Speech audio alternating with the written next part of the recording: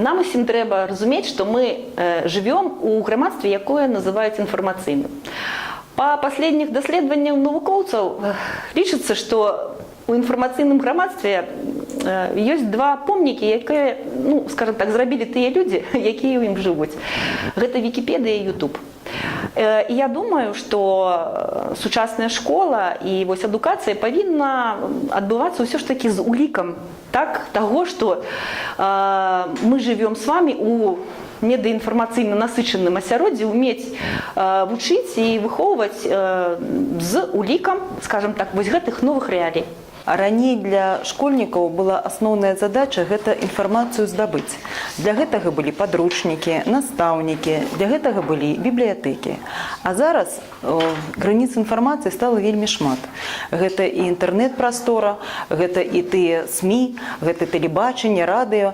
І таму зараз, наверное, асноўная задача у школьнікаў не здабыць інфармацыю, а адфільтраваць інфармацыю. Фільтраваць той контент, які сапраўдны, які нясе сапраўдную інфармацыю. І ў гэтым ім павінны дапамагаць і настаўнікі, і бацькі. А ў некаторыя моманты, наверное, і самі школьнікі будуць дапамагаць это рабіць сваім бацькам. Адным з самых эфектыўных фільтраў для адфільтроўвання інфармацыі можа стаць мова. Вось, ведаеце, настаўнікі вельмі давяраюць газеце «Звезда» у тым, што яна піша пра адукацыю. Менавіта таму, што «Звезда» газета мае беларускую мову, працоўную беларускую мову. Яна не перакладае і не перадрукоўвае ўсякія расейскамоўныя акалаадукацыйныя сайты з спрэчнай інфармацыяй. Таму настаўніку не трэба выстройваць дадатковага фільтру, каб адфільтроўваць праўду ад няпраўды. Развитие медиаписьменности является актуальной задачей не только для средней школы, але и для высшей школы. И, коли казать больше конкретно, для университета.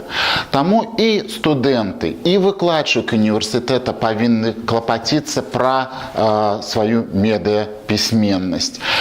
Зараз існує вельмі шмат магчымасцей для того, каб вельмі добра і працаваць з розным медыаконтентам. Адна з такіх магчымасцей гэта медыамастэрня універсітэцкага выкладчыка, якая працуе ўжо некалькі год у беларускім дзяржаўным універсітэце.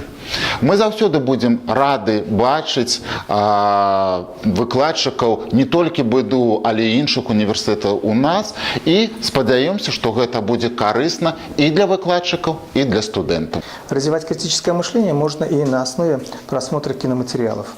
Вообще киноматериалы имеют большой воспитательный потенциал, но только в том случае, если мы вместе смотрим кино, вместе обсуждаем, вместе анализируем, вместе делаем выводы.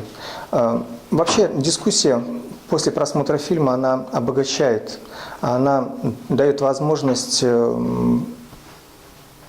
сложить свое представление, услышать мнение других людей, ну и, конечно, сделать определенные выводы.